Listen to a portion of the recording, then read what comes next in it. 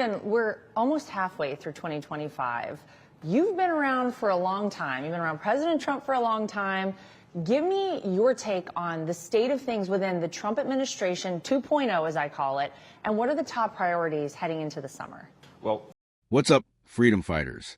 Welcome back to the channel that puts America first and exposes the truth that the mainstream media doesn't want you to hear.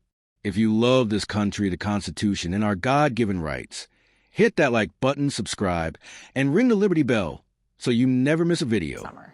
Well, first of all, it's wonderful to be here with you. I've been around for 10 years now. Sometimes it feels like it's only been a year. I mean, just in terms of how quickly time has moved as we've gone through as a nation, this incredible revolution of common sense, as the president calls it, and the birth of the MAGA movement all the way to the height of not just American politics, but world politics, right? The MAGA movement, the Trump movement, sits on top of geopolitics for the entire world as the most successful, influential political movement, changing the entire planet in terms of peace, security, prosperity. What I think about the most as I look back on this short period of time is how the president spent the last 4 years planning and preparing and getting ready for this moment so that when he took that oath of office on January 20th, he knew exactly what he wanted to do from the moment he stepped into that Oval Office. He knew what bill he wanted to pass through Congress. He knew what he wanted to do on the border. He knew what he wanted to do on trade. He knew what he wanted to do on foreign policy, on military policy, on reforming the bureaucracy, and on fighting and draining the swamp. So we've seen more action and more activity in the last 4 months than any new administration has ever put into effect. Let me ask you about President Trump, because as you say, you've been around for 10 years. You've seen him through a lot. What has changed about President Trump and what hasn't changed about President Trump and the way he operates in the White House? So President Trump, I've been so blessed, so fortunate to be able to watch him as a leader up front, close and personal for 10 years. As again, he built the MAGA movement from nothing, from scratch. You know, in 2016, when he first ran, I think, I don't want to insult anybody, but I think pretty much every other Republican in that race was some version of an establishment Republican. That's all the Republican Party had to offer, was establishment Republicanism, status quo. President Trump blew up that whole entire failed system, and for the first time in our lifetimes, gave the American people a different choice, something other than the status quo, something other than, and I know it's a harsh word to use, but we were on a glide path to national suicide.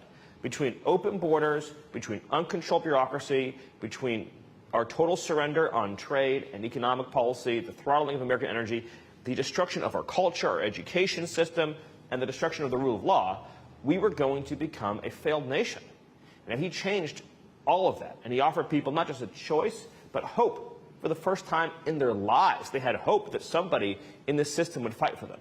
Nobody would ever choose to endure the 10 years of communist persecution that he, his family, his business associates, and his friends were subjected to. Watching him now be able to outmaneuver the left every single day, be 10 steps ahead of them at all times, just demonstrates how much they miscalculated by coming after him, because they've now made him far stronger than they could have ever possibly imagined. I've never seen any leader more determined and resolved to do the right thing. Whenever anyone brings him a problem set, he always just says, we need to do what's right for the American people. I don't care what they say about me. I don't care what they do to me. I don't care what I have to endure. We're going to do what's right for the American people, and that's what you're seeing every single day. The first term of President Trump was the most successful presidency that we have ever seen. But the second term is defying even the highest expectations the American people have ever had. What do you think happens to the Democrats as a whole? They took things way too far on a lot of fronts. Where do you think their party goes from here? Part of the reason why they have resorted to lawfare as effectively their entire political strategy is because they have an unsellable ideology. In other words, they're committed in a popular democracy. They're committed to a series of beliefs that are like 10, 20% in support. So they have to be corrupt to get anything done. Men and women's sports, as the president says, completely open borders to the worst criminals on the face of the earth, people guilty of child predation, murder, even people who are guilty of violent torture, and beating and killing and just senseless slaughtering. And they're let in without limitation for 4 years, right? A political party that's committed to raising taxes on everybody, right? A political party that is against the police, that wants to defund the police in your community, that wants to let rioters run free. And the punching bag for all of this are the hardworking American citizens. The people who do it right, they're the ones who are getting the brunt of it every day, economically, socially, culturally. So it's an unwinnable political message. If we can accomplish these reforms to just have a free and fair society, the Democrats are doomed. They cannot compete or operate in a fair system, which is why they have to rig it. What are you guys doing to ensure that a future administration doesn't come in and just dismantle everything that you've worked so hard to do? Well, it's hard for me to think that far into the future because every day is a lifetime right now. You know, we wake up in the morning under President Trump's direction, and he wants to know, what are you doing to reform higher education? What are you doing to fight violent crime? What are you doing to make our trading system fair and deal with the theft of American jobs? What are you doing to make sure that our government is responsive and accountable to the people and isn't a swampy, horrible, terrible bureaucracy? So, you know, we're so much focused on solving these crises and challenges of today. But I think my best answer to your question is that because President Trump built a movement, an entire movement, there are now a whole generation of leaders to carry on what he started and what he created. What does restoring the republic look like? I know that's basically the overall goal over this 4-year term for President Trump. You're a big player in that. So what does that mean, and how do you restore the republic? When President Trump talks about restoring the republic, he means restoring a country in which the fundamental loyalty and allegiance we have is to the American citizen who does everything right.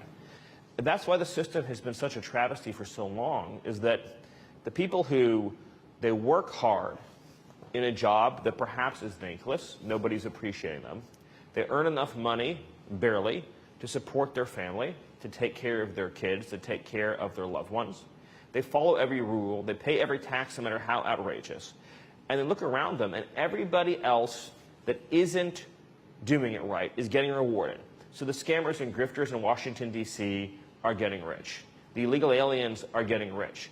The criminals are getting away with everything. So this person thinks, I've done everything right in my life, and the entire system serves everyone at my expense. Restoring the republic means that the citizen, the law-abiding, God-fearing, honest citizen, is at the center of the government's priorities and allegiance. And that's what President Trump is doing with his leadership each and every day. Today, we're reacting to an incredible interview between Fox News and none other than Stephen Miller, President Trump's longtime advisor and one of the fiercest offenders of America First policies. And folks, if you ever needed a reason to believe that Trump 2024 is about to save this country, you're about to get it. Now, let's start with this. Stephen Miller says it flat out. The MAGA movement has changed the entire planet. And you know what? He's right. MAGA isn't just a slogan. It's a revolution of common sense. It's a movement that shook the political elites to their core. It shattered the corrupt uni-party of establishment Republicans and radical Democrats. And it gave power back to the forgotten men and women of this country. Think about what we were up against before 2016.